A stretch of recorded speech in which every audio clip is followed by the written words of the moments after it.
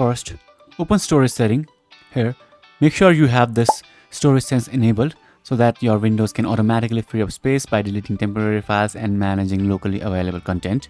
You can manually check what temporary files are available by pressing Windows R and typing %temp %. Hit enter and you will be taken to the temp directory. Here, as you can see, there are a lot of temporary files. You can sort by size and you can delete these temporary files. As you can see, there are a lot of temporary files. You can just press Ctrl A to delete everything or just pick and choose. Again, press Windows R and this time type cleanmgr, hit enter, and this cleanup will select your primary drive, that is Windows C in most cases, and click on OK.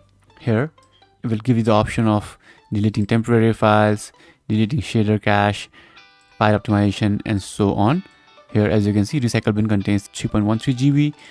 Again, you can see a lot of other files like thumbnails. Select the files that are not selected and just click on OK, and all the temporary files will be deleted too. Now, again, press your Windows key and type installed apps. Click on install apps.